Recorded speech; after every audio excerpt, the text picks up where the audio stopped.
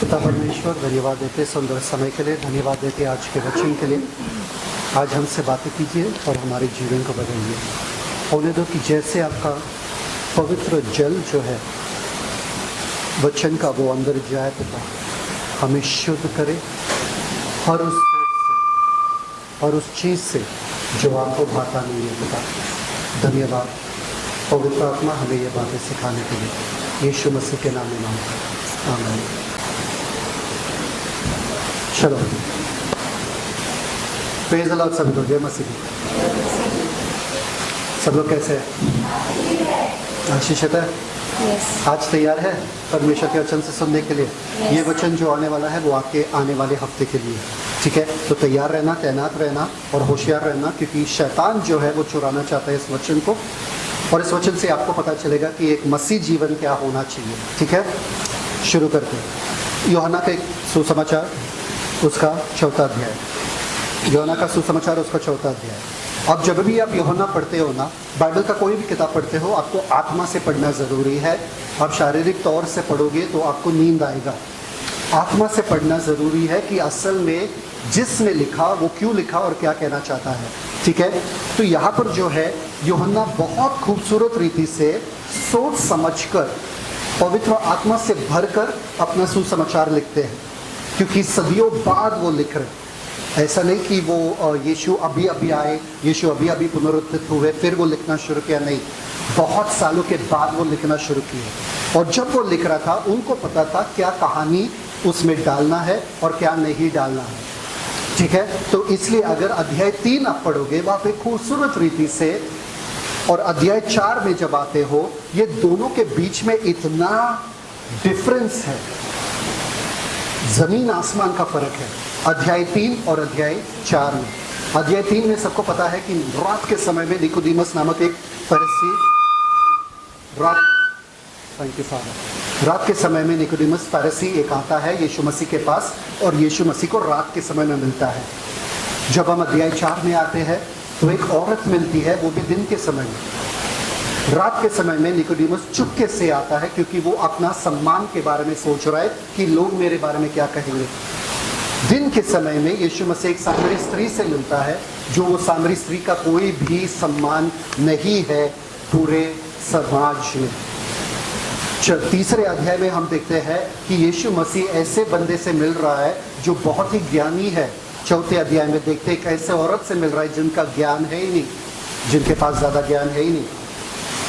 तीसरे अध्याय में देखते हैं कि इतने बड़े बड़े सवाल ये निकोदेमस पूछ रहा है, और बड़े बड़े शब्दों के द्वारा यीशु मसीह उनको कुछ बताना चाहते हैं। 4थे अध्याय में आते हैं तो यीशु मसीह बहुत ही सिंपल, साधारण रीति से सामरी स्त्री को समझा रहे हैं। तीसरे अध्याय में रहते हैं तो वहाँ पर देखें कि ये सब होने के बाद, यीशु से मिलने के बाद निकोदेमस जो है गायब हो जाता है। पता नहीं चलता है उसके जीवन के साथ क्या होता है आखिरी तक, मतलब सुसमाचार के अंत तक। फिर पता चलता कि क्या हुआ।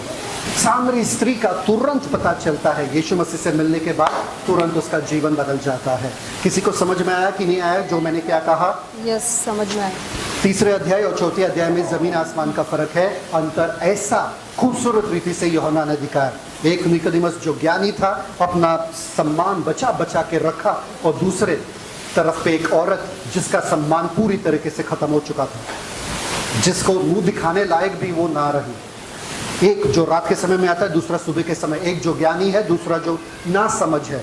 एक जो बड़े बड़े शब्द के साथ आता है, दूसरे जो साधारण शब्द के साथ पूछती है सवाल। तो हम 4थे अध्याय में आ रहे हैं और सामरी स्त्री से मिलते हैं।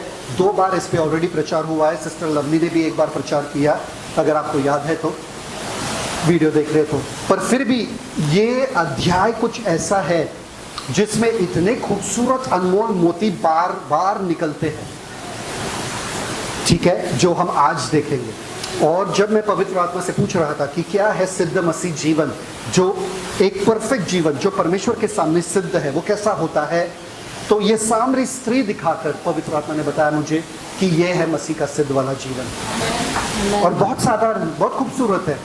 परमेश्वर का योजना सुसमाचार का यही है, इससे अतिरिक्त और कुछ है ही नहीं। ओके, तैयार हो सब लोग? सबको कहानी मालूम है, पर थोड़ा कहानी के गहराई में जाते हैं, ठीक है?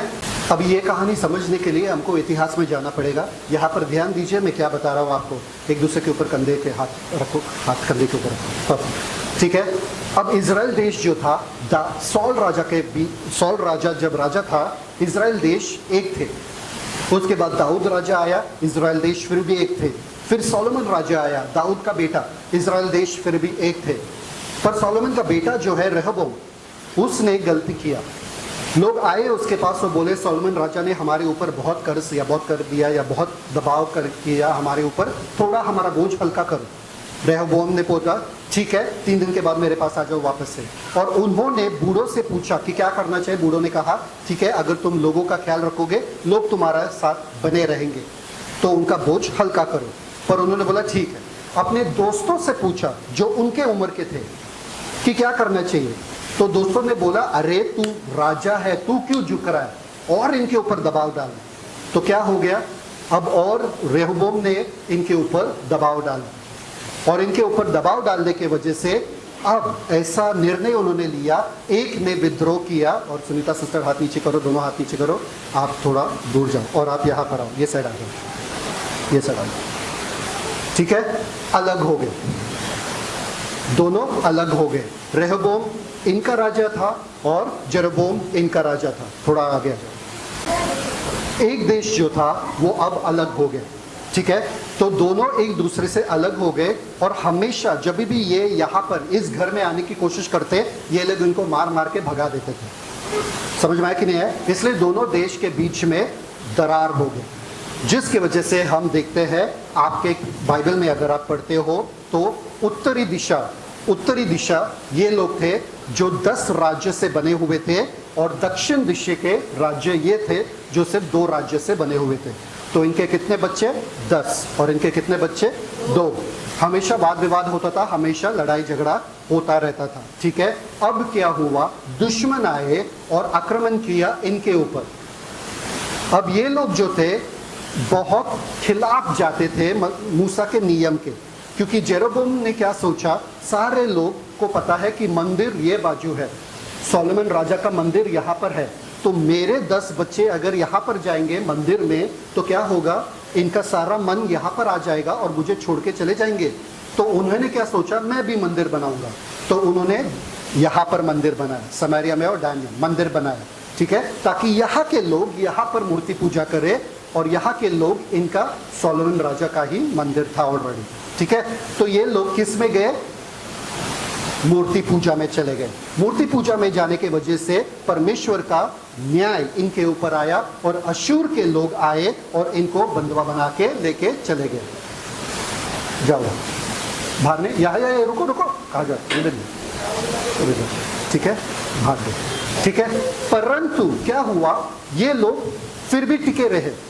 यिर्मयाह आया, इनको बोले देखो तुम सुधर जाओ, अगर तुम सुधरे नहीं परमेश्वर का न्याय तुम पर भी आएगा, जैसे कि तुम्हारे बहन पे आया था, तो तुम सुधर जाओ, तुम सुधर जाओ। यिर्मयाह ने बोला, बहुत सारे भविष्यद्वक्ताओं ने इनको चेतावनी दिया, यशायाह ने भी बोला, यिर्मयाह ने बोला, फिर भी इन्होंने सुना नहीं। ये लोग भी बोले कि हमको कोई छू भी नहीं सकता है, क्योंकि हम असली यहूदी है, ये लोग मिलावटी है।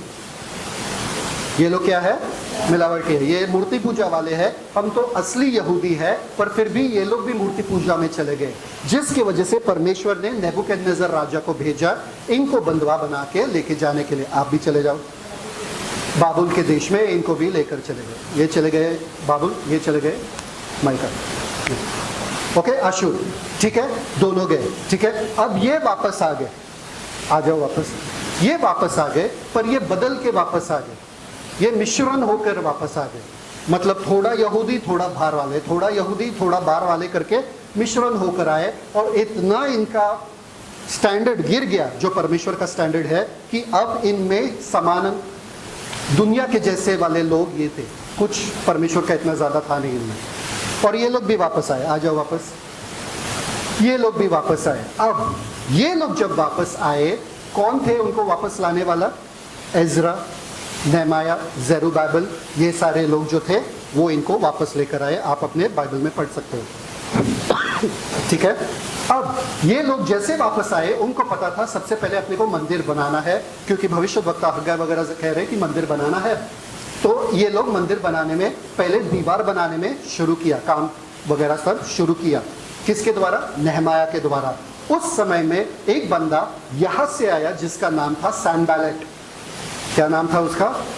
समारिया का सैनबैलेट, जो समारिया से था, ठीक है। वो आया और इनका विरोध करने लगा। सबसे पहले इनको बोलने लगा हम भी मदद करने के लिए आ रहे हैं।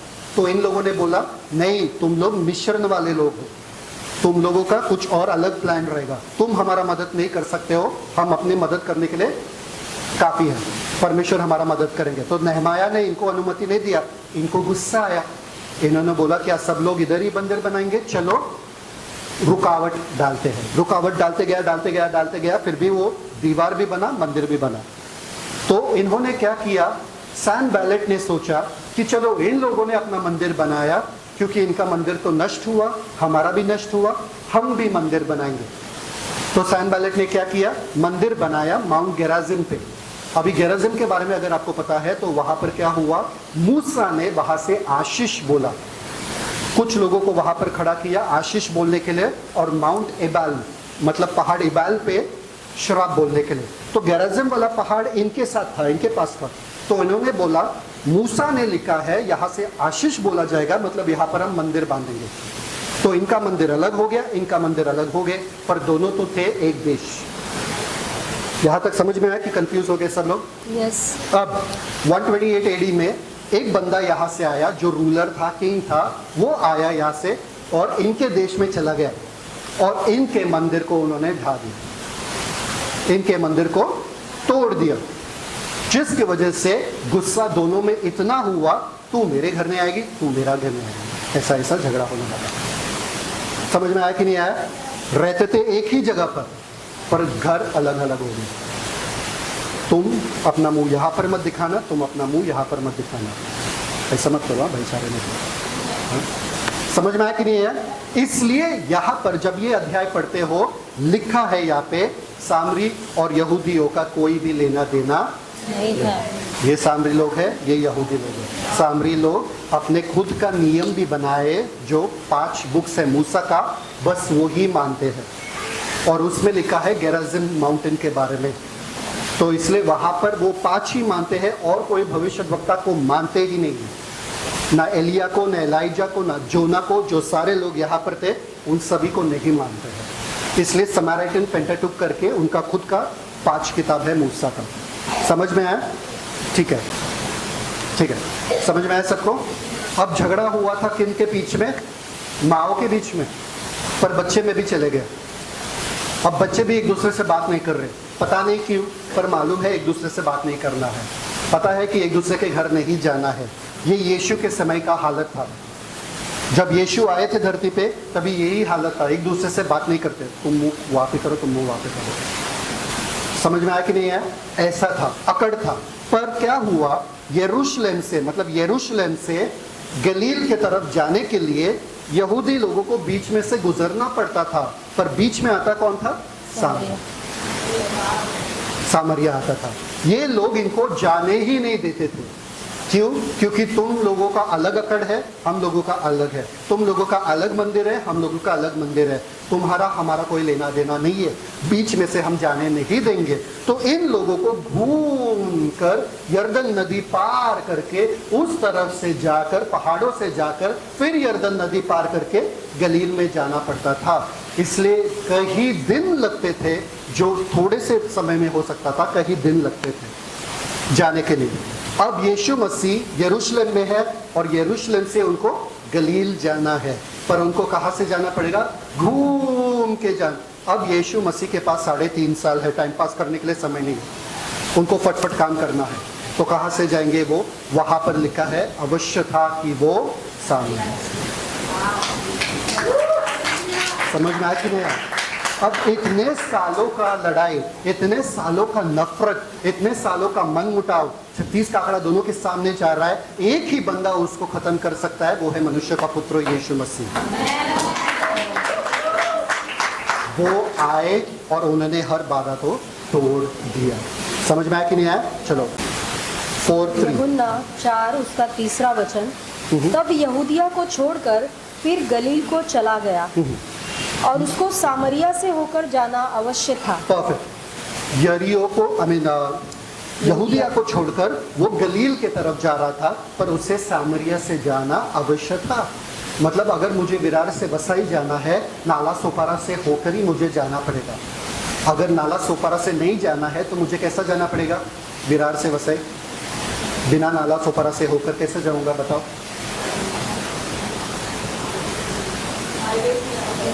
विरार से होकर पहाड़ों के भी पीछे से, जहाँ पर नाला सोपारा आता नहीं है ना, क्योंकि हाईवे में भी नाला सोपारा आता है, तो पहाड़ों के वो पार से होकर फिर मुझे वसई आना पड़ेगा। पर यहाँ पर लिखा है अवश्य था कि वो सामरिया से जाए। अब ये देखो, यहाँ पर बहुत खूबसूरत रीति से अवश्य है वहाँ पर लिखा है। क्यों?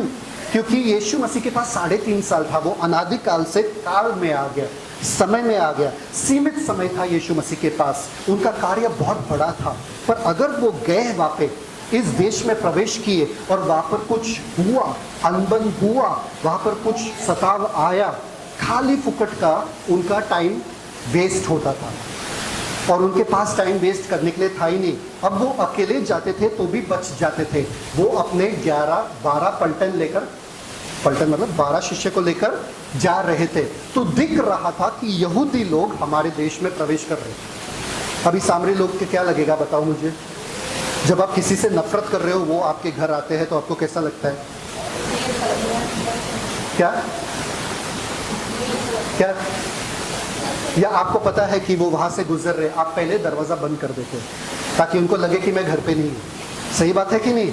आपको नहीं चाहिए कि वो मेरे घर में आए। परफेक्ट, ठीक है, तो आप दरवाजा बंद करोगे। अब सामरी लोग यहाँ पर बैठे हैं और ये 13 यहूदी लोग मस्त चलकर आ रहे हैं। अब ये सारे जो यहूदी शिष्य थे, उनको पता है यीशु मसीह क्या कर रहे हो, गलत रास्ते पे जा रहे हो, यहाँ पर जाना नहीं चाहिए, यहाँ पर आना नहीं चाहिए। अब यीशु मसीह को मालूम है ये लोग कुड़कुड़ करने वाले लोग हैं, ये लोग मच करने वाले लोग हैं। अगर ये लोग रहेंगे तो वो सामरी स्त्री से मेरा मुलाकात नहीं होगा, क्योंकि बहुत सारे मर्द अगर कुएं के पास बैठे हैं, एक अकेली औरत आएगी क्या वहाँ पे? नहीं, साधारण सी बातें नहीं। तो यीशु मसीह ने सोच समझकर इन लोगों को भेजा गांव में खाना लाने के लिए, भोजन लाने के लिए। अब गांव में भोजन 1 जन ला सकता है या 2 जन ला सकता है या 6 जन ला सकते हैं। 12 के 12 को भेजने की क्या जरूरत है? सोच रहे हो आप मेरे साथ कि नहीं सोच रहे हो?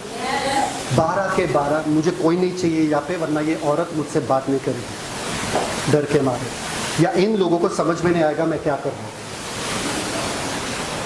खूबसूरत, खूबसूरत, ब्यूटीफुल। यीशु मसीह इस औरत के बारे में, क्योंकि यीशु मसीह को मालूम है ये अचानक में नहीं हो रहा है, ये दुर्घटना नहीं है, ये ऐसा ही नहीं हो रहा है, मुझे उस स्त्री से मिलना जरूरी है, क्योंकि एक स्त्री है वहाँ पे जिसको मेरी जरूरत है। तो इन आदमियों को पहला निकालना पड़ेगा ताकि उस औरत को क्या बोलते हैं, शर्म ना आए मुझसे बात करने के लिए।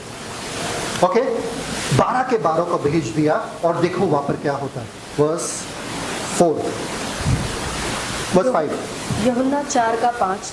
सो वह सुखार नामक सामरिया के एक नगर तक आया जो उस भूमि के पास है जिसे याकूब ने अपने पुत्र यूसुफ को दिया था। अभी अगर आप उत्पत्ति पढ़ते हो तो आपको पता है कि याकूब ने जो है ये भूमि जो है हमारे के बेटों से लाया था, वो भी 100 सिक्कों के लिए, 100 चांदी के सिक्कों के लिए, और उसने बाद में यूसुफ को गिफ्ट किया, अपने बेटे को उसने तोहफा में दिया, और यूसुफ की हड्डियों को भी वहां पर ही दफनाया गया, ये वेल, ये कुएं के बाजू में।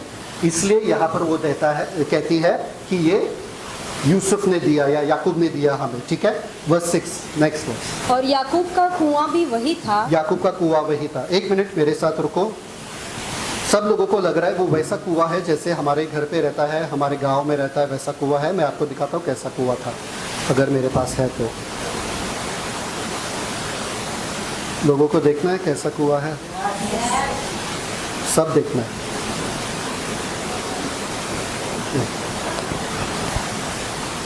दिख रहा है सबको? दिख रहा है सबको? छोटा सा कुआं था। आपको लग रहा है बड़ा सा पत्थर वाला कुआं है, छोटा सा था, आज भी है वहाँ पे, और बड़ा सा उसके ऊपर चर्च बनाया या ये देखो, ये औरत है एक जो उस कुएं को, दिख रहा है सबको, दिख रहा है, ये वो कुआं है। तो जब भी आप ये अध्याय पढ़ते हो आपको पता होना चाहिए कुआं कैसा था, छोटा सा था पर बहुत गहरा था। अगर आप यूट्यूब पे जाओगे तो गूगल पे जाओगे तो आपको पता चलेगा कितना गहरा था। बहुत गहरा था वो कुआं, ठीक है। तो वो याकूब का कुआं वहाँ था, उसको कहा जाता था किसका कुआं? याकूब का कुआं। अब वो नाम को, वो जगह के नाम को साइकार या क्या किया है यहाँ पे, क्या बोला है? सुखार। सुखार का मतलब शराब पीने वाले, तुच्छ, लुचपन, वो सब। तो वो गंदा जगह था, वो ऐसा अच्छा जगह नहीं था जहाँ पर बैठे थे यीशु मसीह, ठीक है। वो अच्छा जगह तो था नहीं, ठीक है। तो वर्स 6 परफेक्ट, वहाँ पर क्या लिखा है? और याकूब का कुआं वहाँ पर था, और क्या हुआ? यीशु मार्ग से थका हुआ कुएं के पास बैठ गया, और वह कौन से घंटे का था? छठे। सब लोग बोलो छठे घंटे का मतलब क्या है? 12 बजे दोपहर को। 12 बजे दोपहर को यीशु मसीह वहां पर पहुंचे, ठीक है। अब आगे देखो वर्स 7। इतने में एक सामरी स्त्री जल भरने को आई। बस क्या? जब आप पढ़ते हो ना, आपको वहां पर जाकर देखना पड़ेगा कि वहां पर हो क्या रहा है। 12 बजे दोपहर को कोई भी औरत जाके जल नहीं भरती है, वो गलत टाइमिंग है। कोई औरत वहां पर आ रहा है 12 बजे, मतलब वो छुप छुप के आ रहे हैं, या तो सुबह के वक्त जाते हैं या तो शाम के वक्त जाते हैं। औरत कोई वहां पर 12 बजे नहीं जाता, मतलब ये औरत जो है वो अकेली जाना चाहती थी या अकेली जाती थी जब कोई भी वहां पर नहीं रहता है, ताकि वो चुपके से पानी भरे और चुपके से अपने घर चले जाए। मतलब ये औरत का जिंदगी अच्छा नहीं है। अब अगर पहले प्रीचिंग्स देखे हैं आपने पुराने वाले, उसका वीडियो इतना खास नहीं है, वहाँ पर मैंने साबित किया या मैंने बोल दिया कि ये लड़की जो है इसके जीवन में बहुत ही परेशानियां था, बहुत ही दुख था, खास करके पिता के लिए। पिता का जो फिगर था उनके जीवन में वो था ही नहीं, या वो अच्छा नहीं था। कैसे मैं बता सकता हूँ? मैं आगे आपको बता दूंगा, ठीक है। सोचो, एक औरत जो 5 पति कर चुकी है, पिता ने उसको त्याग दिया होगा क्योंकि मेरा इज्जत, मेरा सब कुछ का दाव पे लगा हुआ है, और ये लड़की शादी पे शादी कर रही है। मैं नहीं जानती उस लड़की को, छोड़ दिया होगा। माँ ने तो पहले ही छोड़ दिया होगा, क्योंकि पिता ने छोड़ दिया तो माँ का कुछ कहना देना नहीं है। उस जमाने में माँ को छोड़ना ही पड़ता था। भाई बहनों ने ठुकराया होगा इस औरत को, सोसाइटी, समाज ने ठुकराया इस औरत को, उनके पति ने भी ठुकराया। पहले पति ने ठुकराया, दूसरे पति ने, तीसरे पति ने, चौथे पति ने, 5वें पति ने ठुकराया, और औरत ने भी ठुकराया इस लड़की को। औरत लोग, वहां के औरत भी इनसे बात नहीं करते थे, वरना औरतों के साथ ये जाती थी। हर जगह से उसको रिजेक्शन ही मिला, हर जगह से सब ने ठुकराया उसको। कोई समझ में, किसी को समझ में नहीं आ रहा था कि ये कर क्या रही है अपने जिंदगी के साथ। सब दोष लगाने वाले बैठे थे वहां पे। एक पति समझ में आता है, 2 पति समझ में आता है। एक लड़की ने अगर 5 शादी किया, आप उसके बारे में क्या सोचोगे? बताओ। 5 का छोड़ो, 2 किया तो क्या सोचोगे? क्या सोचोगे? लड़की में खराबी है। सही बात है कि नहीं? यहां पर नहीं लिखा आदमियों ने कितना शादी किया, यहां पर लिखा ये औरत ने कितना? 5। उस जमाने में, आप गांव के जमाने में किसी को पता है यहाँ पे आपके गांव में कोई है ऐसा जो 5 शादी कर चुका है और फिर भी समाज में उनका इज्जत है? बिल्कुल भी नहीं। वो भी औरत है। ऐसे औरत से हम मिल रहे हैं यहाँ पे, साधारण औरत नहीं है। वो बस चुपके से आना चाहती है, चुपके से पानी भरना चाहती है, फटफट अपना घर जाना चाहती है, सब कुछ, ताकि कोई मुझे देखे ना, क्योंकि मैं ऑलरेडी ऐसी जिंदगी जी रही हूँ, एक आदमी के साथ जी रही हूँ जो मेरा पति है ही नहीं। कौन सा समाज, कौन मुझे अपनाएगा, कौन मेरा दोस्त रहेगा, किसके साथ मैं बैठ के बातें करूं? ना मम्मी, ना पापा, ना भाई, ना बहन, ना समाज, ना औरतें, ना आदमी, कोई भी नहीं। कुछ मेरी जिंदगी में सही नहीं चल रहा है, सब गड़बड़ी है, सब गड़बड़ी है, और मैं गलत टाइम पे भी जा रहा हूं। पर आपका टाइमिंग अगर गलत रहेगा, पर यीशु मसीह का टाइमिंग कभी गलत नहीं रहता है। आपके अकेलेपन के चौराहे पे, आपके गलत टाइमिंग के चौराहे पे कोई तो वहां पर एक ऐसा बंदा बैठा था जो वो 5 पतियों के जैसा कभी नहीं था। और वो छठवां के जैसे भी नहीं था, ये सातवां परफेक्ट कंप्लीट वाला बंदा था जो ये औरत मिलने वाली थी। हर दिन वो जाती थी, हर दिन वो जाती थी। अब इस बार वो जा रही है, कुछ अलग होने वाला है। अब एक बात मैं आपको बताता हूँ, कुएं के पास हमेशा ना वो आदमी बैठते थे जो सिंगल है, जिनका शादी नहीं हुआ, क्योंकि औरतें वहां पर ही आते थे और औरतों को देखते थे वहीं पे और फिर उनके परिवार से बात करते थे। फॉर एग्जाम्पल, अब्राहम का सेवक जो था वो गया था रेबेका को ढूंढने के लिए, कहां पर? कुएं के पास। और कौन गया था? जेकब, जिसने रेचल को देखा, कहां पर? कुएं के पास। और कौन गया था? मूसा, जिसने उसके जिपोरा को देखा, कहां पर? कुएं के पास। उन सबको अपने पत्नी कहां पर मिले? कुएं के पास। तो सबको पता था कुएं के पास, मगर वो सबसे बेस्ट टाइमिंग है जहां पर आप लड़कियों को देख सकते हो और उनसे बातें कर सकते हो। तो अगर ये लड़की आ रही है और देख रही है कि कोई तो बैठा है वहां पे, दिमाग में क्या रहेगा? ये कैसा आदमी है, रुका है, ये भी गलत ही रहेगा। पर मुझे तो पानी भरना ही पड़ेगा, अगर मैं थोड़ा देर और आ जाऊं तो क्या होगा? बाकी समाज वाले भी आ जाएंगे, तो मुझे अभी भरना पड़ेगा। तो चुपके से अपने घूंघट डाल के चुपके से अपना काम करने की कोशिश करें, इनसे बात ना करके, क्योंकि ऑलरेडी इनका जीवन तो है पूरा बर्बाद हो चुका है। अब नेक्स्ट आगे देखो, वर्स 8, यूहन्ना 4:8, क्योंकि उसके चेले तो नगर में भोजन मोल लेने को गए थे। परफेक्ट। नेक्स्ट, उस सामरी स्त्री ने उससे कहा, तू यहूदी होकर। नहीं, वर्स 7 पानी के लिए 7वां पूछा। वचन, इतने में एक सामरी स्त्री जल भरने को आई। हाँ। यीशु ने उससे कहा, मुझे पानी पिला। यीशु ने उससे कहा क्या? वो आप किसी को अवॉइड करने की कोशिश कर रहे हो, आप उनसे बात करने की नहीं कोशिश कर रहे हो कि मतलब वो मुझसे बात ना करे, मुझे पानी पिला। आदमी पूछ रहा है। अब ये औरत के दिमाग में क्या चल रहा है? लाइन मार रहे क्या? मतलब मैं सिंगल हूं ना, यही मीटिंग पॉइंट है सब औरत और आदमियों का। सोचो, वो समाज के हिसाब से सोचो। तो वो अवॉइड करने की कोशिश कर रही है। फिर बाद में क्या बोलती है? क्योंकि वो चले गए थे नगर में भोजन लाने के लिए, उस सामरी स्त्री ने उससे कहा क्या? तू यहूदी होकर मुझ सामरी स्त्री से पानी क्यों मांगता है? मुझ सामरी स्त्री से पानी क्यों मांग रहे? मतलब तू यहूदी है, तुम तो हमसे बात भी नहीं करते हो, तुम तो हमारे दुश्मन हो, तुम ये कॉन्वर्सेशन भी कैसे कर रहे हो? मतलब मुझसे बात भी कैसे कर रहे हो और मुझसे पानी मांग रहे हो? क्योंकि यहूदियों का, वहां पर क्या लिखा है? सामरियों के साथ, यहूदी सामरियों के साथ किसी प्रकार का व्यवहार नहीं रखते थे।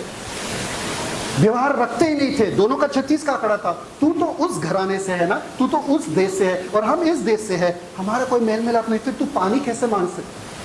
क्योंकि क्या होता है, कुछ घरों में आज भी होता है कि कुछ बर्तन अलग रखे जाते हैं नीचे वालों के लिए।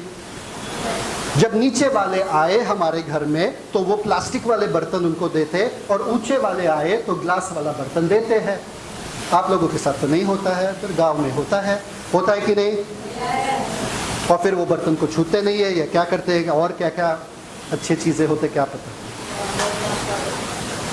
यही वहां पर हो रहा था। तुम हमारे बर्तन से कैसे पी सकते हो? तुम यहूदी हो। वो दिखते थे यहूदी, यहूदी का पोशाक पहना था यीशु मसीह ने, इसलिए उनको पता है कि ये यहूदी है।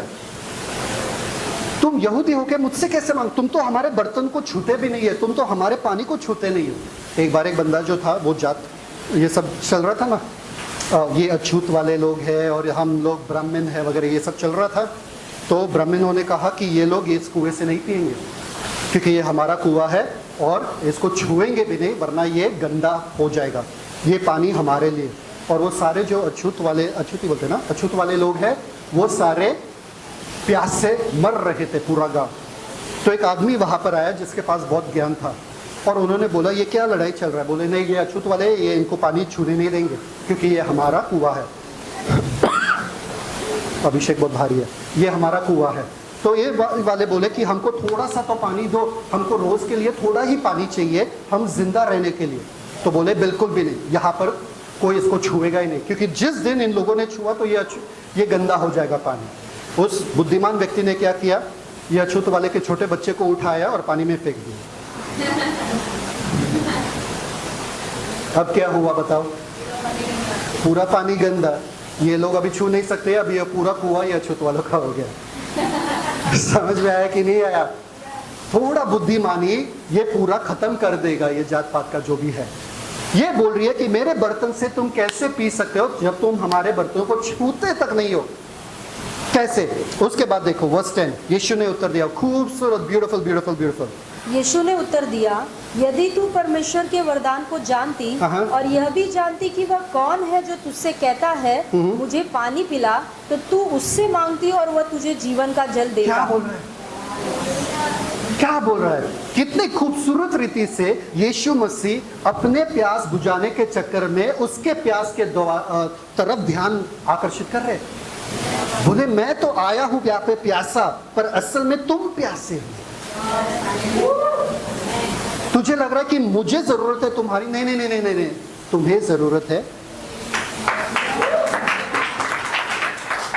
खूबसूरत रीति से, यदि तुम जानते थे परमेश्वर के वरदान को जानती थी, तो तुम हाँ जो तुझसे पानी मांग रहे तो तुम उससे मांगते थे और वो तुम्हें जीवन का जल, जीवन का जल, जीवन का जल। पुराने नियम में लोगों को पता था जीवन का जल मतलब वो जल जो कभी खत्म नहीं होता है, जो ताजगी, जो ईडन गार्डन में था जीवन का जल, वो जल जो रिफ्रेश करता है, ताजा करता है, जो आप कभी थकोगे नहीं, जीवन का जल यहां पर दे।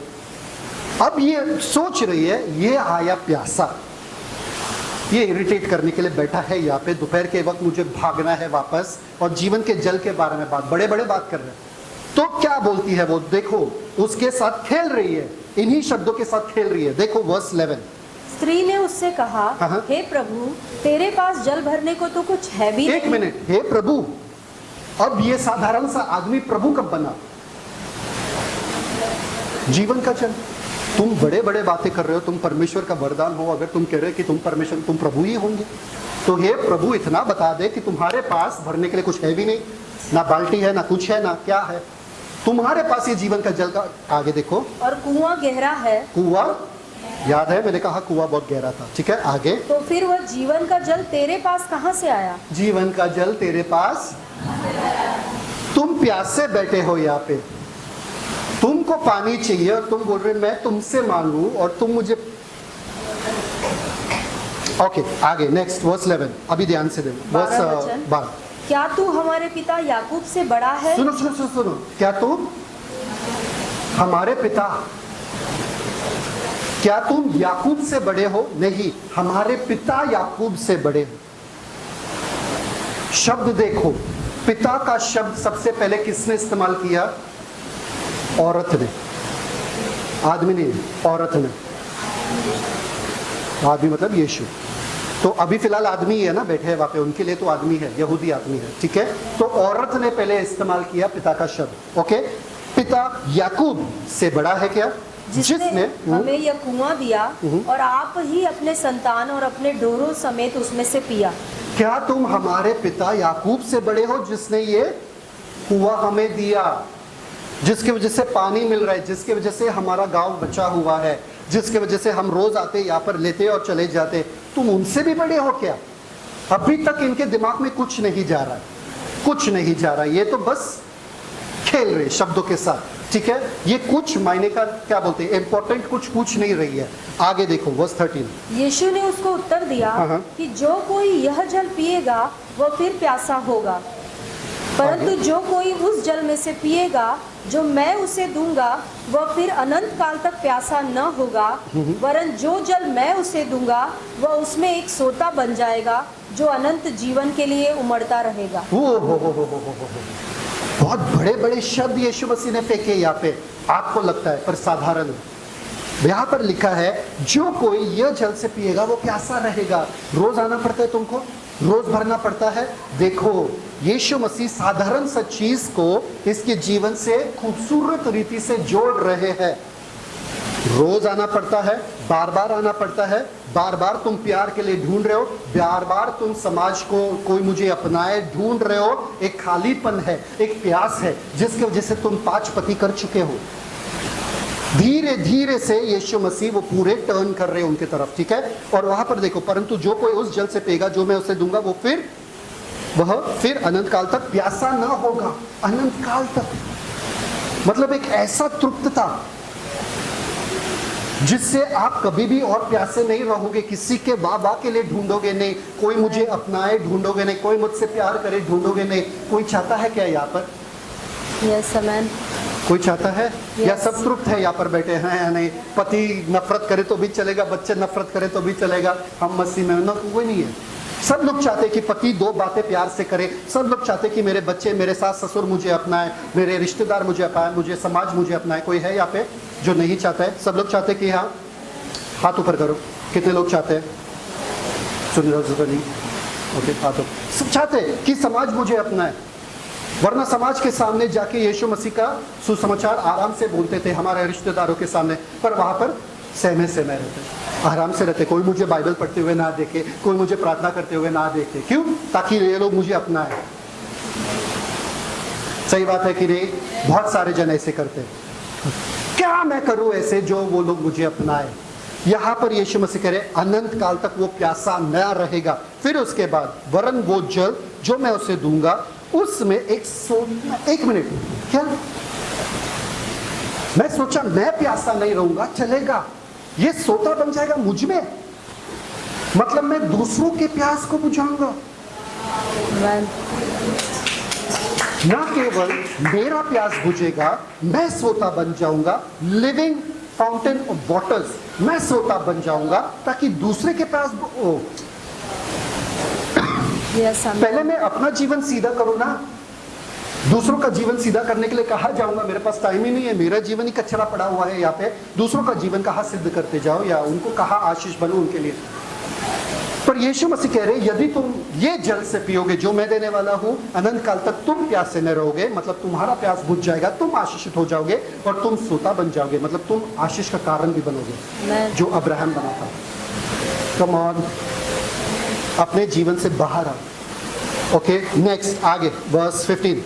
स्त्री ने उससे कहा, हे प्रभु वह जल मुझे दे। बस ये जल मुझे, तो मतलब आत्मिक रीति से वो समझ गई, आत्मा से समझ गई ये जल क्या है, आत्मिक जल है। सबको समझ में आया यहाँ पे कि ये जल आत्मिक जल है? यस। आरती सिस्टर समझ में आया?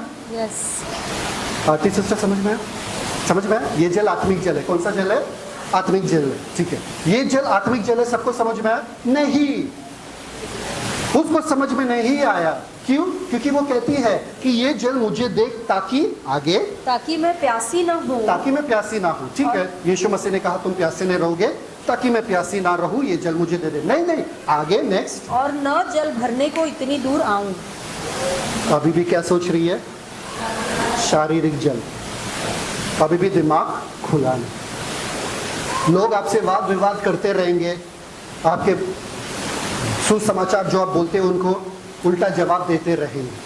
अभी यीशु मसीह बोल रहे अरे ये कब समझ में आएगा इनको कि मैं कुछ और बात कर रहा हूँ, ये अभी तक इसी जल में पड़ी हुई है।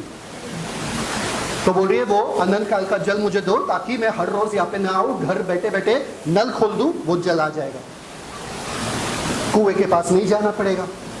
ठीक है, नेक्स्ट 16 वचन। एक मिनट, ये बाइबल में से सबसे इररेलेवेंट का मतलब बिना कोई वजह का सवाल है या चीज है जो यीशु मसीह ने कहा।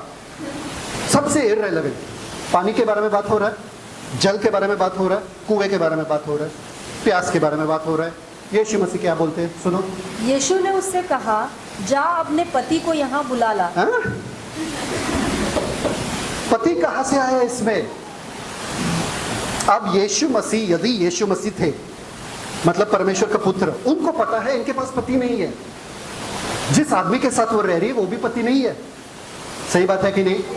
तो बोलना चाहिए था क्या, उस आदमी को लेकर आओ जिस आदमी के साथ तू रह रही है, पर उन्होंने बोला पति को लेकर आओ। क्यों? सोचा जरा, किसी ने सोचा? अब यहां पर क्या कह रही है कि मुझे वो जल देना ताकि मैं वापस से प्यासी ना रहूं, ताकि मैं यहाँ पर जल भरने के लिए ना आऊं।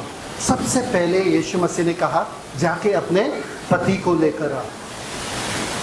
मतलब वो औरत अपने प्यास बुझाने के लिए किसके पास जाती थी? आदमियों के पास।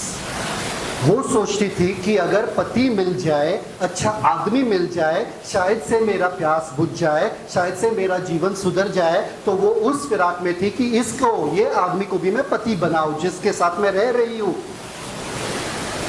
जाओ, क्योंकि तुमको लग रहा है पति कर करके तुम्हारा प्यास बुझ जाएगा। इस चक्कर में तुमने 5 पति कर चुके हो, और जिसके साथ तू रह रही है उसको भी पति करने के चक्कर में हो, क्योंकि तुमको लग रहा है कि तुम्हारा प्यास उससे बुझेगा। अब उसका दिमाग का बत्ती जल गया और उसको पता चला कुछ तो गड़बड़ है बाबा, कुछ और बात कर रहा है ये बंदा।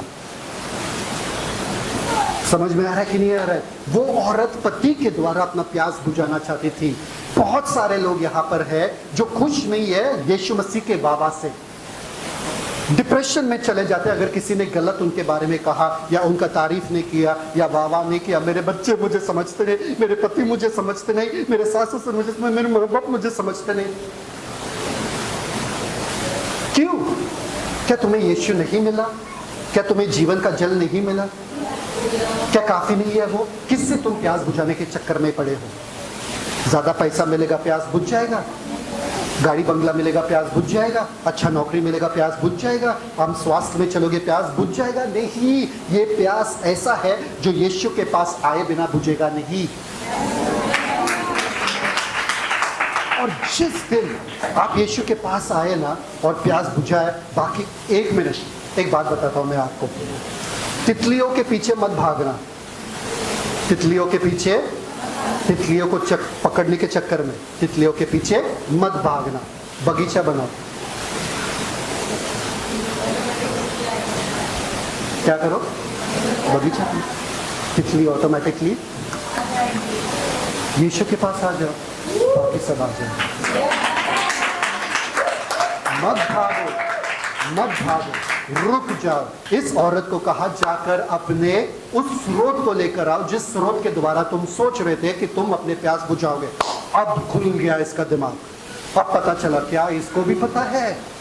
बाजू वाले ने बोला रहेगा, सिस्टर सुनीता ने बोला रहेगा, वो हर जगह जाती है, हर जगह मुंह खोल देती है। उधर तक मेरा पूरा स्टोरी चला गया, उनको भी पता है कि मेरा 5 पति वगैरह सब रह गया। सिस्टर सुनीता ने बोल दिया होगा, इसको कैसा पता है? आगे देखो, नेक्स्ट 17 वचन। स्त्री ने उत्तर दिया कि मैं बिना पति की हूँ। मैं ओह, स्त्री ने उत्तर दिया मेरे पास कोई पति नहीं। तो फिर ये यीशु मसीह क्या कहते हैं आगे? यीशु ने उससे कहा, तू ठीक कहती है कि मैं बिना पति की हूँ, क्योंकि तू 5 पति कर चुकी है, और जिसके पास तू अब है वह भी तेरा पति नहीं। यह तूने सच कहा। अब यीशु ने खोल दिया, पूरा सत्य खोल दिया उसके सामने। अब शॉक हो गए। अब अगला सवाल क्या रहेगा? गायत्री सिस्टर, अगर मैंने आपके पूरे जिंदगी के बारे में बता दिया तो अगला सवाल आपका क्या रहेगा? आगे क्या होगा मेरा? नहीं, भविष्य वक्ता हो गया, तुमको कैसे पता? सही बात है कि नहीं? तुम शॉक हो जाओगे, परमेश्वर के जन्म हो क्या, तुम भविष्य वक्ता हो क्या, मेरे जीवन के बारे में कैसे पता?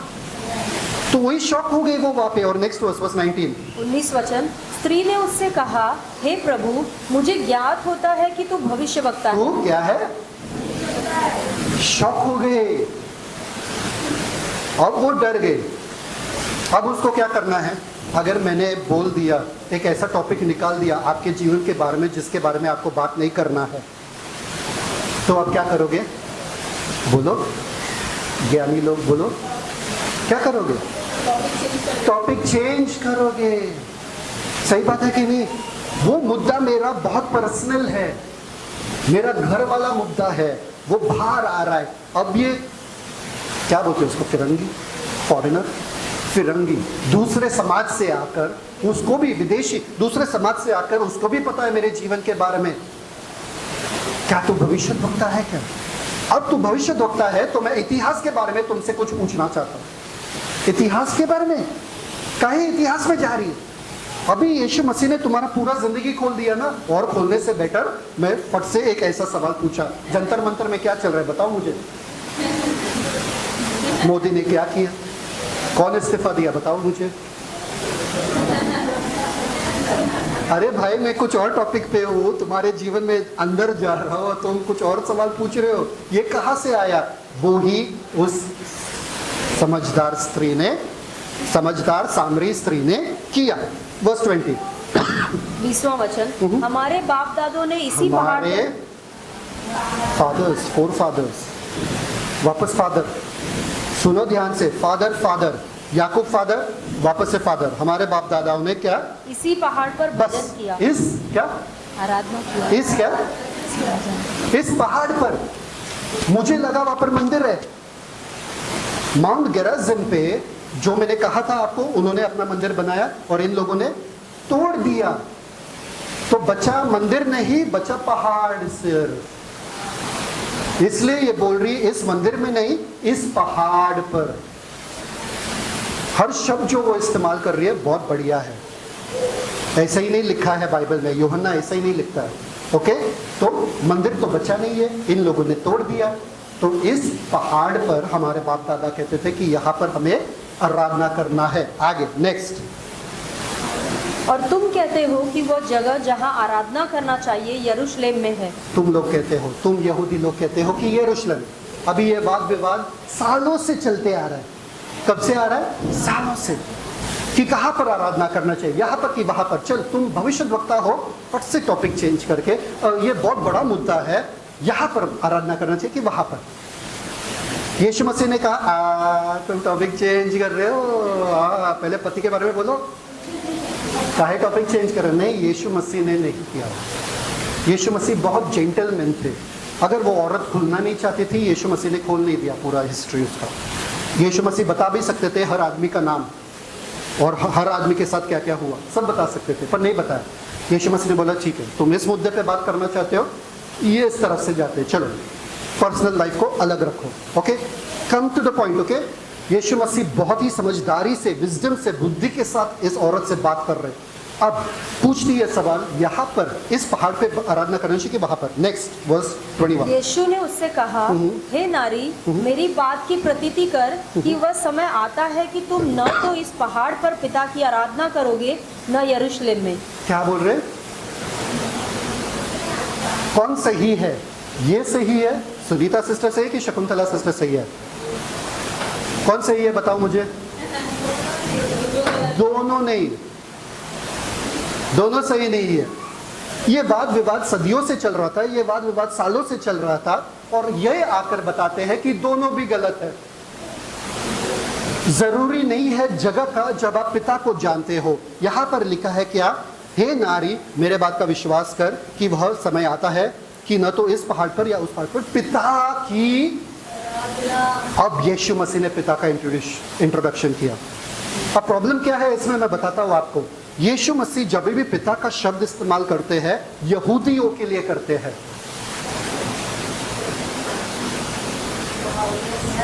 क्योंकि यहूदियों के लिए पिता परमेश्वर है। बाहर वालों के लिए अब तक नहीं हुआ, जब तक यीशु मसीह मरते नहीं थे और पुनरुत्थित नहीं होते थे।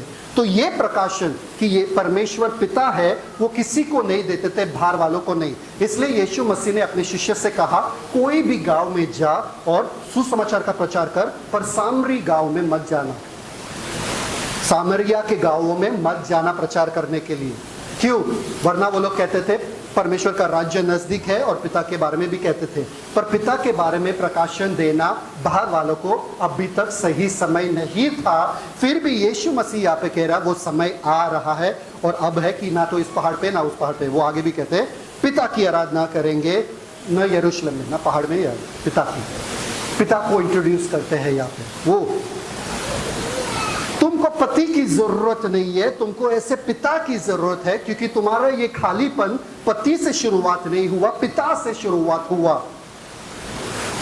इफ यू अंडरस्टैंड, औरत के बारे में अगर आपको पता है ना, अगर पिता सही मिलता है ना, तो पति को झेल लेंगे। पति में वो प्यार कभी कभी ढूंढते हैं कि पिता जैसा मुझे कोई पति मिले, नहीं मिले तो भी स्ट्रांग रहते हैं। वो औरतें कमजोर रहते हैं जो पिता का प्यार नहीं मिला और पति के नीचे दब कर रहते हैं, क्योंकि पिता ही सिखाता है कि तुझे कैसे एक आदमी तुम्हारे साथ कैसे व्यवहार करना चाहिए, पिता ही सिखाते हैं। अगर पिता इज्जत से अपने बेटी के साथ बात करे, तो बेटी को पता है कि मैं कुछ हूं, लोग मुझे इज्जत से बात करना चाहिए। अगर घर में पिता ही नहीं है, तो बेटियों को कुछ पता नहीं है, वो आदमियों में ढूंढते हैं। वो सिक्योरिटी के लिए, क्या बोलते हैं उसको, सुरक्षितता के लिए, क्योंकि आदमी का होना जरूरी है। सुरक्षित रहता है घर, सुरक्षित रहता है। एक बेटी के दिमाग में पापा है, मैं सुरक्षित हूं। यीशु मसीह यहाँ पर कह रहे हैं तुम्हारा पति पति पति जो चेंज कर रहे हो वो रूट कॉज पिता है। तुमको सही पिता की जरूरत है, और जब तुमको सही पिता मिल जाएगा तुम्हारा सारा जो प्यास है वो खत्म हो जाएगा। यीशु मसीह ने पिता का प्रकाशन एक सामरी स्त्री को दिया। वाव वाव, समय से पहले, समय से पहले। आपका कहानी कुछ और रहता था अगर आपको अच्छा पिता मिलता था। आधा से जिंदगी आपका जो स्ट्रगल्स है, आधा से जो संघर्ष है वो नहीं होता था आपके जिंदगी में अगर आपको अच्छा पिता मिलता था। इसलिए बचन में लिखा है क्या कि वो एलिया नबी आएगा और बच्चों का दिल पिता की तरफ और पिता का दिल बच्चों की तरफ घुमाएगा। माओ की तरफ नहीं, पिता की तरफ। पिता का होना जरूरी है। Thank you father. लोग हैं मेरे साथ? कहा था मैं? वर्स 22, बस 22, 21, 21, ठीक है। 21 खत्म हो गया। आराधना ना यरूशलेम में ना इस पहाड़ पर। 22 22वां वचन, तुम जिसे नहीं जानते उसकी आराधना करते हो और हम जिसे जानते हैं उसकी आराधना करते हैं, क्योंकि उद्धार यहूदियों में से है। उद्धार कहाँ से है? यहूदियों में से, मतलब जो उद्धार देने वाला मसीहा आने वाला है। तुम लोग भी रुके उस मसीहा के लिए, हम लोग भी, पर हमारा जो उद्धार है वो यहूदियों से आने वाला है। तो यहाँ पे तुम नहीं जानते कि तुम किसका आराधना कर रहे हो, तो यहाँ पर आराधना करना खोखला है। वहां से आएगा और मैं वहां से आया। ठीक है, आगे नेक्स्ट वर्स 23।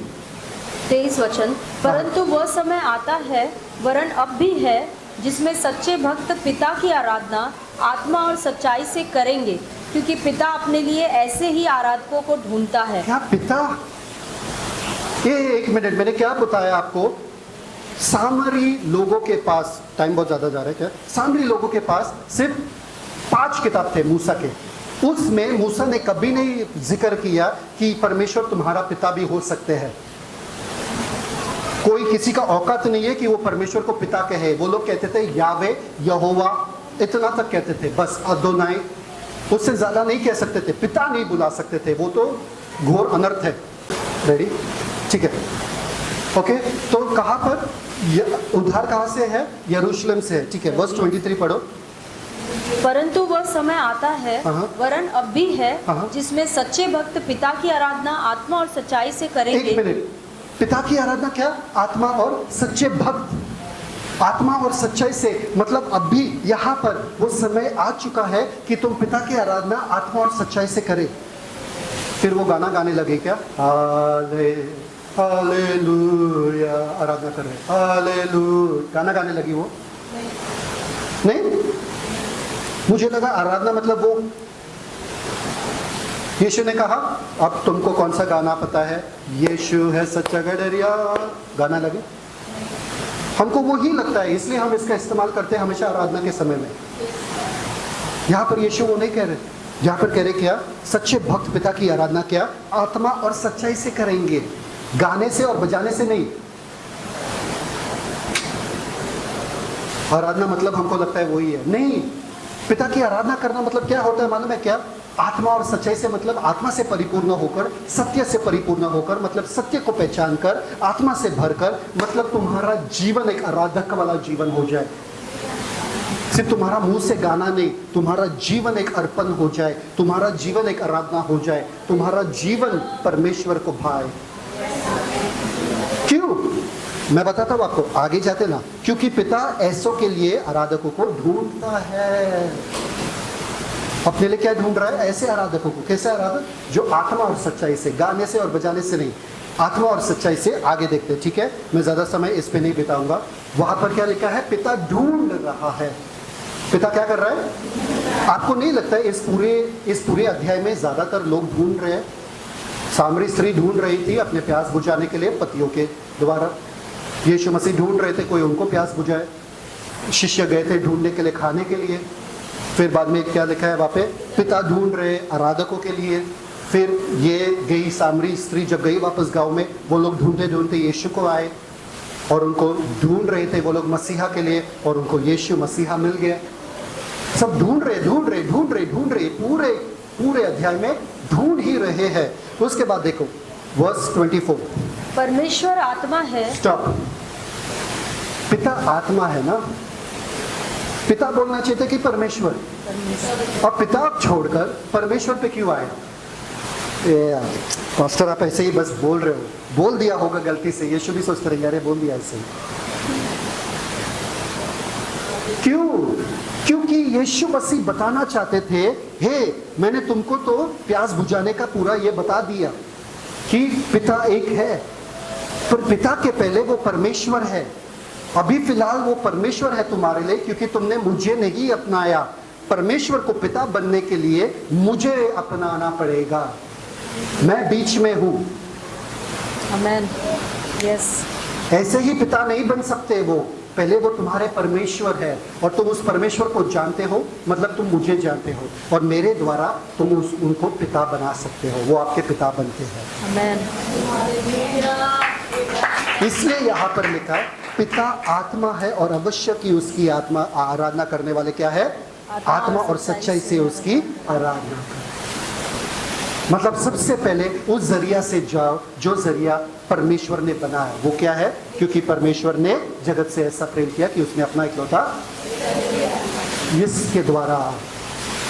इसके द्वारा वहां पर लिखा है। नेक्स्ट वर्स 25, इस पे ज्यादा स्त्री ने उससे कहा, मैं जानती हूँ कि मसीह जो क्रिस्त कहलाता है आने वाला है, जब वो आएगा तो हमें सब बातें बता देगा। We are coming to the end of it. That conversation हो ना, ऐसा लगता था कि लेट हिस्ट्री स्टॉप, समय रुक जाना चाहिए और वहां पर बैठ के ये सुनना चाहिए कि क्या चल रहा है यहाँ पे। वो बोल रही है, देखो देखो देखो, आप तो बोल रहे परमेश्वर पिता आराधना ये सब वाह बहुत खूबसूरत है, पर हमें सिखाया गया क्यों? ड्यूट्रोनॉमी व्यवस्था विवरण 18 उसके 15 में लिखा है कि मूसा ने कहा मेरे जैसा एक भविष्यद्वक्ता आएगा तुम्हारे बीच में से और वो तुम्हें सब बातें बताएगा। तो उस मसीहा को उन लोगों ने ताइब करके नाम दिया, ताहिब, TAHEB, ताहिब। वो ताहिब के लिए रुके थे, वो बोले मसीहा आएगा, मसीहा आएगा, एक दिन आएगा हमको सब बातें बताएगा, एक दिन आएगा सब बातें बताएगा। तो इन्होंने यहाँ पर कहा मैं जानती हूँ कि क्रिस्त मसीहा जो है वो आने वाले हैं, वो ताहिब आने वाले, जो इतने सालों से हम रुके उस ताहिब के लिए, वो आने वाले हैं, हम रुके उनके लिए, वो सब बातें बताएगा। वो in the crux almost at the end. और फिर वापस देखो क्या कहते हैं, वर्स 26 वचन, यीशु ने उससे कहा मैं जो तुझसे बोल रहा हूँ वही हूँ।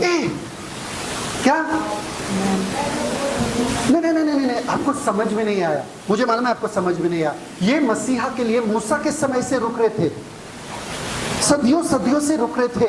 ये गंदी औरत, मतलब अपने खुद के नजरों में गंदी लग रहा है उसको, ये अकेली औरत, ये समाज से ठुकराई गई औरत अपने पानी भरने के लिए आई, और सदियों से जो सारे भविष्यद्वक्ता जिस मसीहा के लिए रुके वो यहाँ पर बैठा रह गया अकेले कुएं के पास मेरे सामने।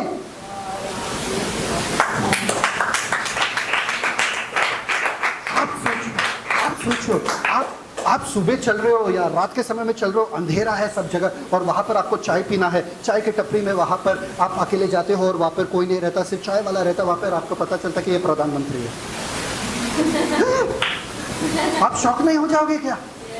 आप सबको उठा के बोलोगे प्रधानमंत्री वापस से चाय पी। ऐसा कैसा? मतलब अगर तुम अपने आप को प्रकट भी करना चाहते थे तो मंदिर में करते थे, बाप दादाओं को करते थे, बड़े बड़े याजक जो हमारे समाज के उनके सामने करते थे। तुमने मुझे क्यों चुना? अरे समाज ने ठुकराया, मेरे पापा ने ठुकराया, मम्मी ने ठुकराया, सब ने ठुकराया, और तुम सदियों से जिनके लिए पूरे समाज रुका हुआ है, तुमने चुना मेरे सामने प्रकट होने का। यीशु मसीह ने क्या शब्द इस्तेमाल किया मालूम है क्या? क्योंकि पेंटिटुक 5 किताब जो मूसा ने लिखा उसके बारे में वो लोग विश्वास करते थे, यीशु मसीह ने वही शब्द इस्तेमाल किया जो परमेश्वर ने मूसा के सामने इस्तेमाल किया, मैं जो हूं सो।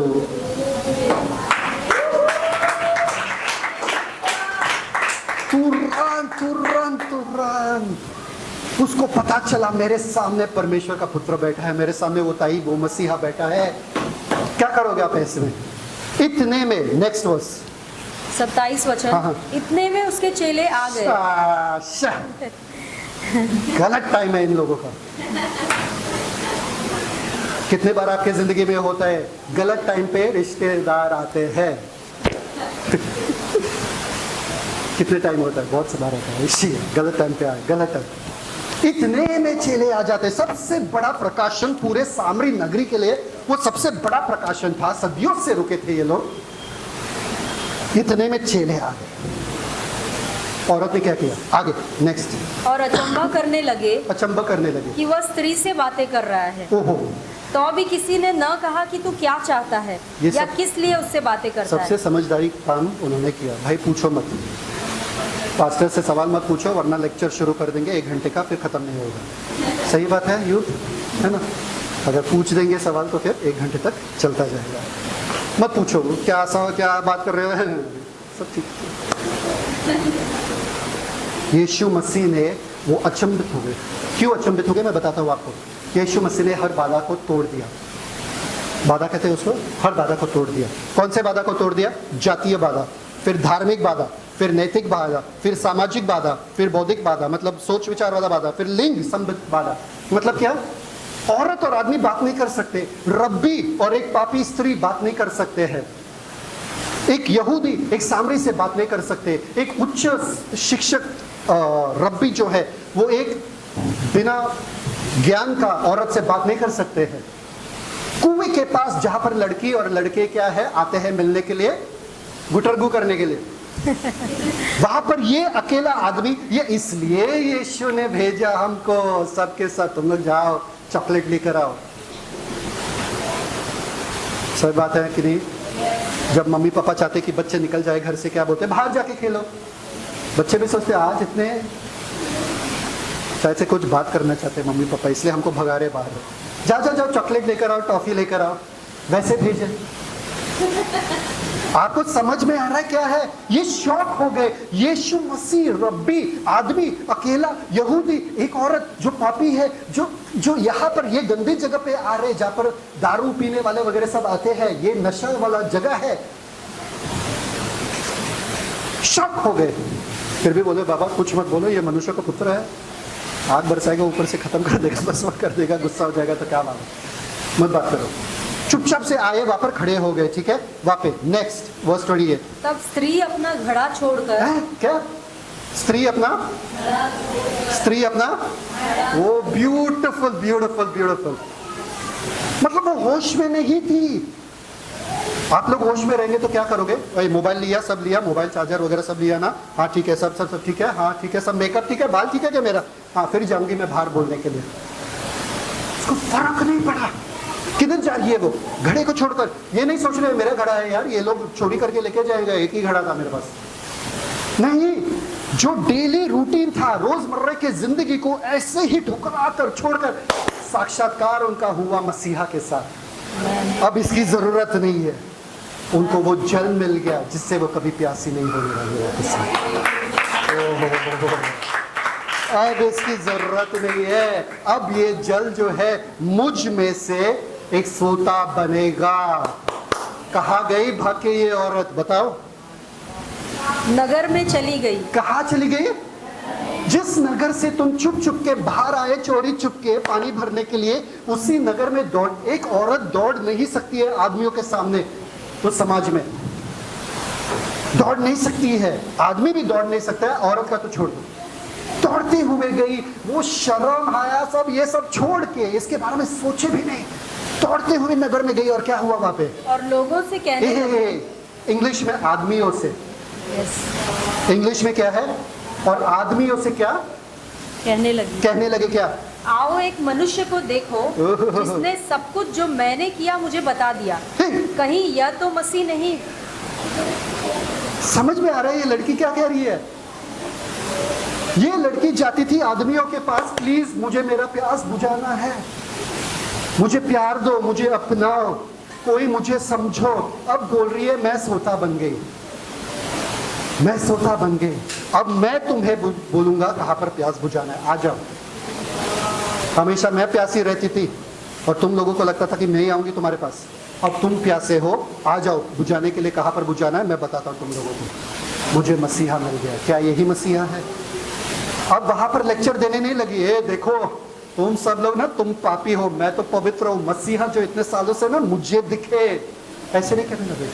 आर्ग्यूमेंट्स मत करना अपने रिश्तेदारों के साथ मसीहा के बारे में, यीशु के बारे में। बोलो क्या ये यीशु मसीह है? क्योंकि मेरा जीवन तो बदल गया भैया, मुझे तो सुकून मिल गया, मुझे तो शांति मिल गया, मुझे तो मालूम है यही सत्य है, तुमको अपनाना है अपना, नहीं अपनाना जाओ। उन्होंने सिर्फ इतना कहा, क्या ये मसीहा हो सकता है? क्या हुआ? उसके बाद बोलने के बाद देखो, बोलो 30 वचन। हाँ। तो वे नगर से निकलकर उसके पास आने लगे। परफेक्ट। सारे आदमी अब भाग रहे, सारे आदमी भाग रहे। किसके पास? मसीहा के पास। एक औरत के वजह से, एक पापी औरत जिसका कुछ समाज में नहीं था, इसी पापी औरत का सुन के सारे आदमी अपने नगर को छोड़ छोड़ के यीशु को देखने के लिए जा रहे। तो ये है सिद्ध मसीह जीवन। अब मैं बताता हूँ आपको सिद्ध मसीह जीवन क्या है। मैं पापी था, मुझे उद्धार मिला, अब मैं जीवन का स्रोत बन गया दूसरों लोगों के लिए। खत्म। वो रुकी क्या?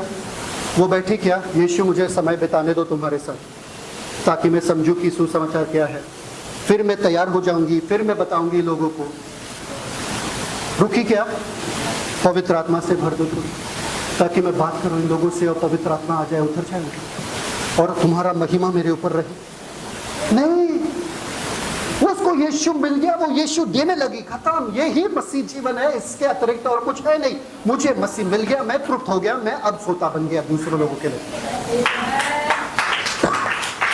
बैठने का समय है नहीं। उसके बाद देखो, थैंक यू फॉर आस्किंग, क्यों बैठने का समय नहीं है मैं बताता हूँ आपको। अच्छा सवाल पूछा। बस 32 31 वचन। इतने में उसके चेले यीशु से यह विनती करने लगे कि हे रब्बी कुछ खा ले। हे रब्बी कुछ खा ले। लाए हम लोग, ठीक है। आगे। परंतु उसने उनसे कहा, मेरे पास खाने के लिए ऐसा भोजन है जिसे तुम नहीं जानते। आगे। तब चेलों ने आपस में कहा, क्या कोई उसके लिए कुछ खाने को लाया है? आपस में कहा, उनसे नहीं कहा, वरना वापस से वो लेक्चर देंगे। तो आपस में ही बात करते हैं हम। सीक्रेट ग्रुप उनका बन गया था व्हाट्सएप पे कि हम लोग आपस में बात करें, वरना पास्टर खाली फुकट चिल्लाएंगे। फिर उसके बाद बस 34 सुनो। यीशु ने उनसे कहा, मेरा भोजन यह है कि अपने भेजने वाले की इच्छा के अनुसार चलूं और उसका काम पूरा करूं। एक मिनट, चलूं और काम करूं, चलूं और काम करूं, बैठूं क्या? यीशु मसीह के पास बैठने के समय नहीं था, हमारे पास बैठने का समय नहीं। यीशु मसीह 30 साल तक बैठे थे और फिर 40 दिन तक तो उपवास करने के लिए बैठे थे रेगिस्तान में। यहाँ पर क्या लिखा है? मैं उसके अनुसार चलूं और उसका काम पूरा करूं। मतलब परमेश्वर का काम है जो मुझे पूरा करना है, बैठने का समय है ही नहीं। हम लोग किस चीज में बैठे हैं? भ्रम में बैठे हैं बस, और किसी चीज में नहीं। यीशु मसीह चाहते तुमको उद्धार मिला, तुम जाओ और दूसरों को बताओ। Simple, this is the gospel. और कुछ चमत्कार है नहीं इसमें। आगे नेक्स्ट। मालूम है विश्वास नहीं कर रहे हो आप लोग। Next verse 35। क्या तुम नहीं कहते कि कटनी होने में अब भी 4 महीने पड़े हैं? अभी भी टाइम है, अभी भी 1 साल दो मुझे तैयार होने के लिए, आत्मा से परिपूर्ण होने के लिए। 2 साल दो, 7 साल दो। इन लोगों ने 5 साल लिया, इन लोगों ने 4 साल लिया, 6 साल लिया। पहले भरने दो और फिर मैं बाहर जाऊंगा आराम से। ओके ठीक है, तुम लोग कह रहे हो 4 महीने है, ठीक है। उस जमाने में वो लोग कहते थे, जब बीज बोते थे और जब जौ का फसल होता था, 4 महीने 5 महीने रहते थे बीच में। आगे नेक्स्ट। देखो मैं तुमसे कहता हूँ, देखो मैं तुमसे कह रहा हूँ और सबसे कह रहा हूँ, अभी जो यहाँ पर बैठे हैं। आगे। अपनी आंखें उठाकर खेतों अपने पर दृष्टि आंखें डालो, उठाकर खेतों के ऊपर दृष्टि करना। आगे। कि वे कटनी के लिए पक चुके हैं। वे कटनी के लिए क्या? और आपके लिए रुक रुक के भी पक रहे हैं कि आप लोग कब उठोगे और उनको सुसमाचार बताओगे। वो पक चुके हैं और पक चुके हैं, दोनों पकना हो गया उनका। रुके हैं क्योंकि आप तो व्यस्त हो, आप तो मगन हो, आप तो बहाना दे रहे हो, मैं अभी भी बाइबल नहीं जानता, मैं अभी भी पवित्र आत्मा से परिपूर्ण नहीं हूँ, मुझे अभी भी बोलना नहीं आता, मैं सुसमाचार किसी को कैसे दूं। अभी भी रुके हो। यीशु मसीह ने कहा, उठाओ आंखें, देखो सब तैयार है, जाओ।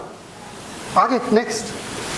और काटने वाला मजदूरी पाता और अनंत जीवन के लिए फल बटोरता है, ताकि बोने वाला और काटने वाला दोनों मिलकर आनंद करें। बोने वाला अलग है, काटने वाला अलग है।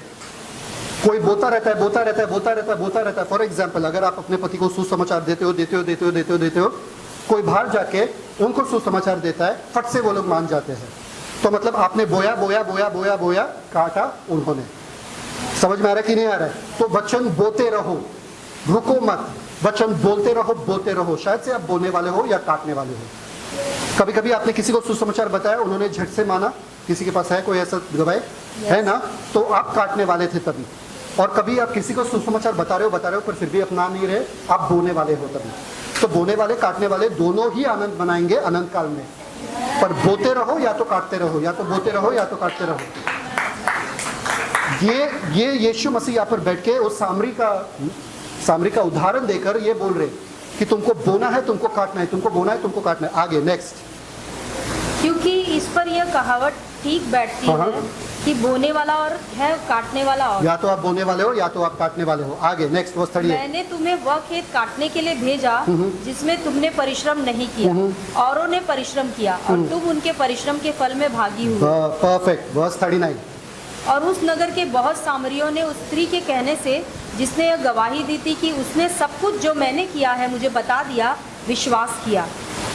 किसने विश्वास किया? वहां पर लिखा है आदमियों ने, पूरे नगर ने विश्वास किया सामरी स्त्री की वजह से। उसके बाद नेक्स्ट। तब जब ये सामरी उसके पास आए तो उससे विनती करने लगे कि हमारे यहाँ रह, तो वह वहाँ 2 दिन तक। पूरा भीड़ आदमी लोग आए यीशु मसीह के पास और बोले प्लीज 2 दिन तक रुको यहाँ पे। यहूदी लोग 1 सेकंड के लिए नहीं रुक सकते थे सामरी नगर में, पर उन्होंने यीशु मसीह का क्या किया? मेहमान नवाजी किया। समझ में आया कि नहीं आया? 2 दिन तक यीशु मसीह वहां पर रहे और बड़ा सा बेदारी वहां पर हुआ। आगे नेक्स्ट। और उसके वचन के कारण। 1 मिनट। 41 यहाँ पर देखो, वर्स 41 में क्या लिखा है? और उसके वचन के कारण। वर्स 41 में क्या लिखा है? सब लोग बोलो। चमत्कार किया यीशु ने वहां पे। उसके चमत्कार के कारण गलील के लोग चमत्कार के पीछे भाग रहे थे, यहूदी लोग चमत्कार के पीछे भाग रहे थे। सबसे तुच्छ जाने वाले सामरी लोग सिर्फ वचन के कारण विश्वास किए। कितने लोग चाहते हैं बड़े बड़े चिन्ह चमत्कार हो फिर हम विश्वास करेंगे? वो खोखला विश्वास होता है। वचन के कारण, क्योंकि उनको पता है यही जीवन है, यही सत्य है। वचन के कारण वहां पर क्या लिखा है? और भी बहुतों ने विश्वास किया। वचन में सामर्थ है। आपको हमेशा प्रदर्शन करने की जरूरत नहीं है। कैंसर ठीक हुआ तो मैं विश्वास करूंगा, ऐसा विश्वास चाहिए नहीं भाई। यीशु मसीह ने भी कहा जो देख के विश्वास करता है वो विश्वास है ही नहीं। वचन के कारण विश्वास कर सकते हो क्या? इन लोगों ने विश्वास किया। नेक्स्ट। और उस स्त्री से कहा, अब हम तेरे कहने ही से विश्वास नहीं करते। उस स्त्री से कहा, आदमी लोग अब इस स्त्री से बात कर रहे, पूरा नगर इस स्त्री से बात कर रहे। जिस स्त्री को ठुकराया, जिस स्त्री को भगाया, जिस स्त्री चुप चुप के निकल रही थी, उसी स्त्री से अब आदमी लोग बात कर रहे खुल के। और क्या बोल रहे आगे? क्योंकि हमने आप ही सुन लिया। आप ही नहीं, आप ही देख लिया। आप ही देख लिया, आप ही सुन लिया। विश्वास कैसे आता है? देखने से आता है। पक्का? आप ही सुन लिया क्या? और जानते हैं कि यही सचमुच में जगत का उद्धार करता है। सुन के उनको पता चला ये सच में जगत का उद्धार करता है। ओहो। एक स्त्री ने सदियों से रुके हुए, जो लोग मसीह के लिए रुके हुए लोग थे, पूरे नगर को मसीहा दिखा दिया। क्यों? वो रुकी नहीं, वो घर नहीं गई, वो प्रार्थना करने के लिए नहीं बैठी घर पे। हे परमेश्वर, जो तुमने आज सिखाया मुझे, दिखाया मुझे, समय नहीं लिया, तुरंत भागी वो और बता ही सकते। हम लोग क्या करते हैं? रुकते हैं। नहीं, क्या सोचेंगे सामने वाले हमारे बारे में? हमसे बातें नहीं करेंगे वो लोग, फिर हमारे घर पे नहीं आएंगे, हमारे पानी भी नहीं पिएंगे, टॉर्चर करेंगे हमको अगर मसीह के बारे में बताया तो। आज हम लोग इतना क्यों है मालूम है क्या? क्योंकि अभी हमारे हाथ में गड़ा है। अभी भी हमारे हाथ में क्या है? हाँ, यीशु मसीह, मुझे मसीहा मिल गया, पर गड़ा है, फेंकने के लिए तैयार नहीं है।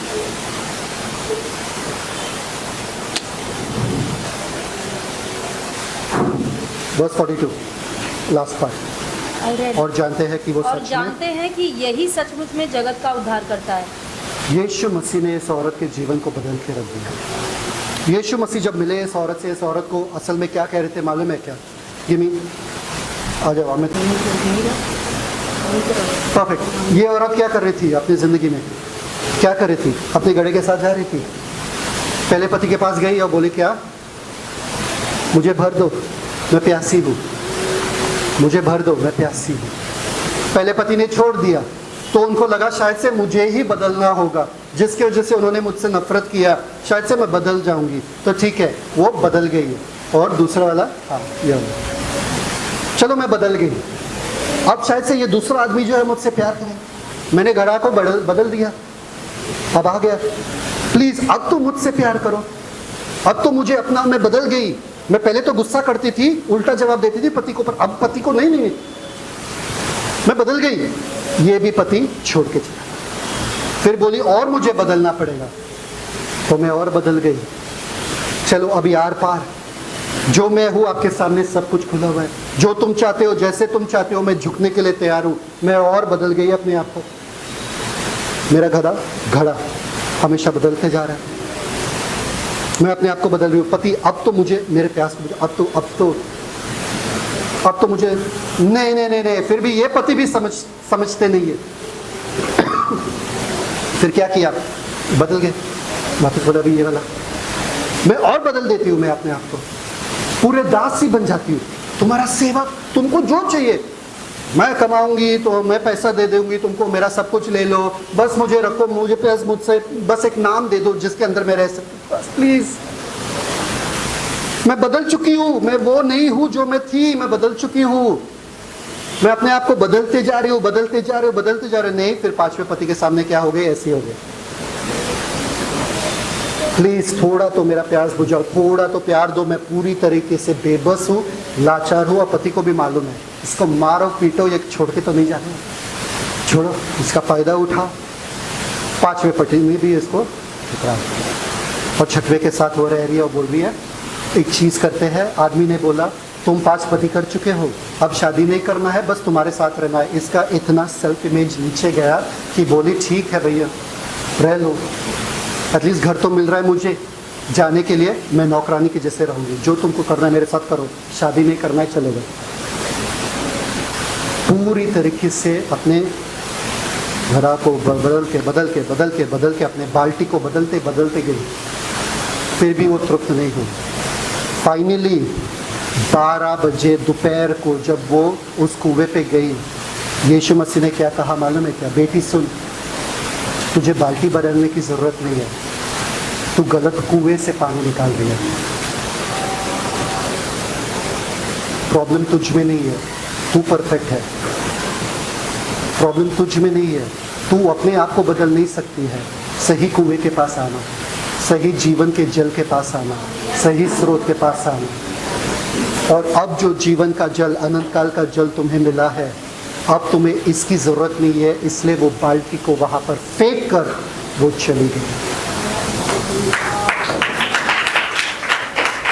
परमेश्वर आज आप लोगों से कह रहा है किसी को बदलने की ज़रूरत नहीं है।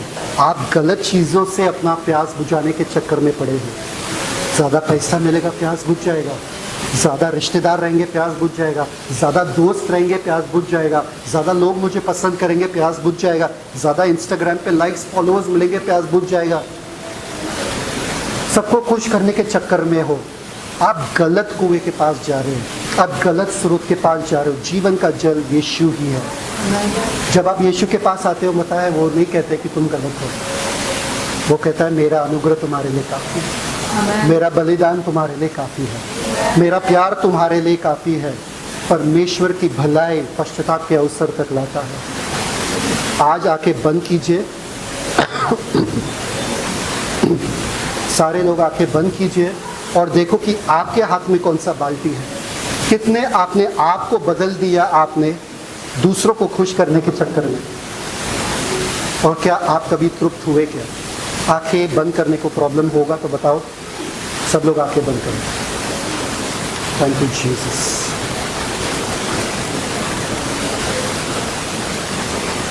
Celebrate the Christ life. God bless you.